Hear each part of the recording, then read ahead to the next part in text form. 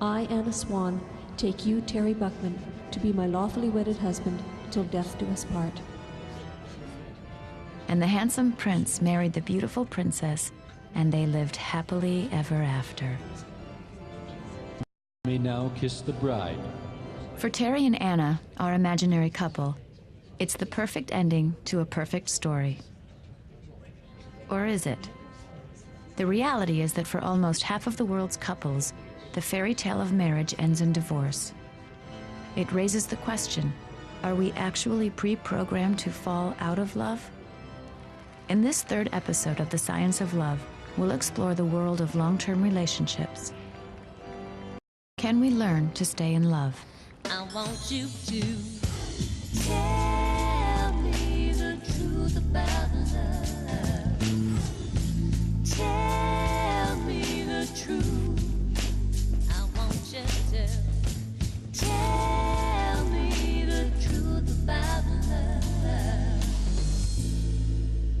Ground control, this is Houston. We are going to launch in T-minus 30. There are 4 stages on the road to lasting love, and Terry and Anna are well on their way. But for other would-be couples, this is just the beginning. Copy that, Houston. We're going to launch. First, there's attraction, that irresistible sexual arousal. 9, 8, ignition. Houston, we have ignition. It's all systems go. 2, 1, liftoff. Lust launches the potential lovers into action. We have ground control. Please advise. Advanced throttle 110%. This is ground control. Titan, you are clear. Range 17 miles. The second stage of a love relationship is ecstasy, when the love-struck live in a state of bliss and adoration. Titan, go for separation. It's like a booster rocket pushing them into orbit. Then reality sets in. Houston, we have a problem. The new lovers realize that they are lost in space with someone that they may not know very well. Titan, this is Houston. We advise you shut down all systems.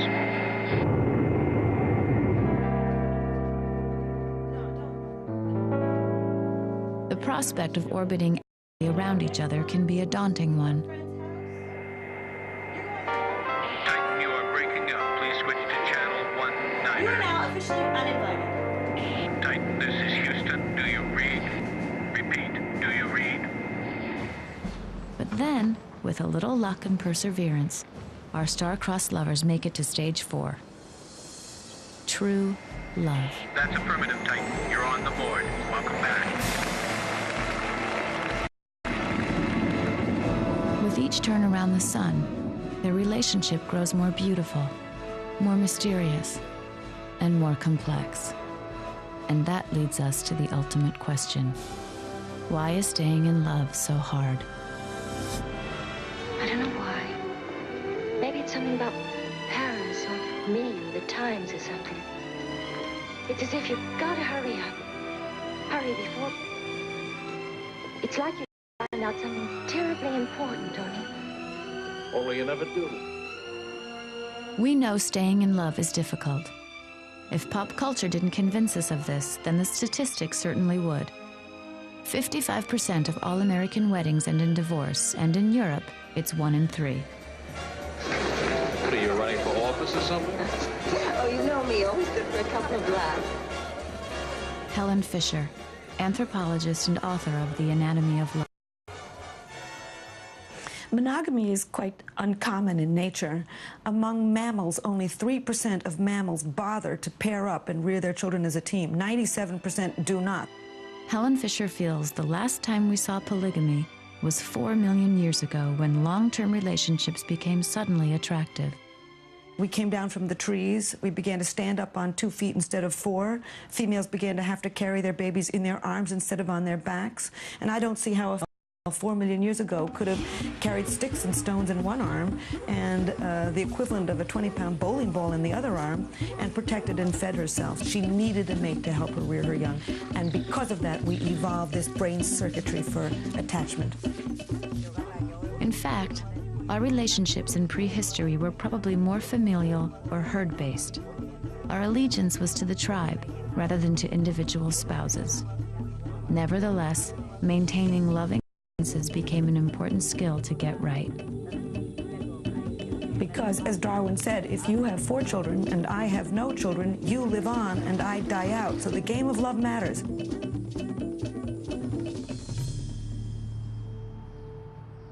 It certainly matters to Janice and Charles Vanderspool. They're in big trouble. After 19 years, their marriage is on the rocks. And in a last-ditch effort to save it, they've come here to Washington State University Diagnostic Counseling Center. Hi there. Hi. I'm Sybil Ferrer, Washington Law. Here at the Love Lab, Professor Sybil Carrere has learned to combine a couple's physiological data with conventional analysis techniques in order to determine the extent of their marital problems and suggest solutions. Incredibly, she claims that after viewing only 15 minutes of a couple's interview tape, the lab can determine whether or not they will be divorced within the next 6 years. In the next room, technicians Catherine Swanson and Angela Millman are preparing a small battery of medical and video equipment. Dr. Carrere's team will use these instruments to observe body language, respiration rates, and blood pressure. But mostly, they'll be watching facial expressions, looking for the signs of the relationship killer, contempt. Professor John Gottman, creator of the Diagnostic Counseling Center. There are certain cross-culturally universal facial expressions that communicate contempt, distress, and so on. And the most predictive variable we have that predicts divorce is contempt. And Paul Ekman found that there was an expression that pulled the left lip corner to the side and created a dimple. And the muscle buccinator does that. It looks like this. And the dimple occurs, and usually there's an eye roll that accompanies it. So, you know, people are listening and they listen like that.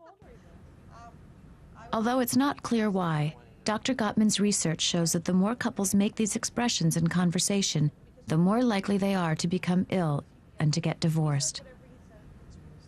Dr. Carrere uses a number of conventional tools to begin the analysis. First, she takes Charles and Janice's personal marital history. The information she gathers will be added to a database of over 3,000 couples. How did the two of you meet? The interview starts out well enough. Their first meeting. That Friday, we all decided we'd go out, and then they said, oh, we'll ask Charles to come too. But then they just got up and left the two of us. Yeah. Their first date. Two of you are going. And we went to a drive-in, and it turned out to be one of these dusk to dawn, so it was all night long. Did you stay all night long? Yes, we did. Pretty well. The wedding. Nice wedding? It was a wonderful wedding. We had a great time. I was nervous. Really nervous? And then ground zero, the day it all came apart. I don't share anything with him anymore. Nothing. I tell him nothing. Tell me about why. When we started life together, Charles had a business with his father. Okay? Our life plan was he was going to work with this business with his father until his father decided to retire, then I would work the business with him, and that's what we would do. Okay. We worked on this for 15 years. No problem. But when the time came to take over the business, Charles got cold. I wanted to make a stand for myself and say, okay, you know, I don't think I can do whatever was asked of me before. He says, we're selling the company, I'm going to work for somebody else. So you felt really betrayed. And it's already done deal. And he's starting the next day. Not a word. Oh, hell broke loose then. Just every emotion come out, and she backed away from me, and it's just... I just couldn't believe that anybody could hurt me that bad, and I can't ever let anybody hurt me that bad again. At the time, I wish I would have talked to her. I mean, I had no idea that it would come to what it did. Okay. I'll never again tell him I love him again, ever. I have never told him since that day, ever, and I never will again. Now, what would you like to say? Definitely discuss it. Definitely let her know how I felt about it all. I was running scared, and I just thought... Do you feel like you can ever make it up to her? I'm trying. I'm looking. I'm would definitely try or find something that How's that going? nowhere. Nowhere? Why? She just doesn't believe me or trust me. You know, whenever I do something, or even if it's something little, it's just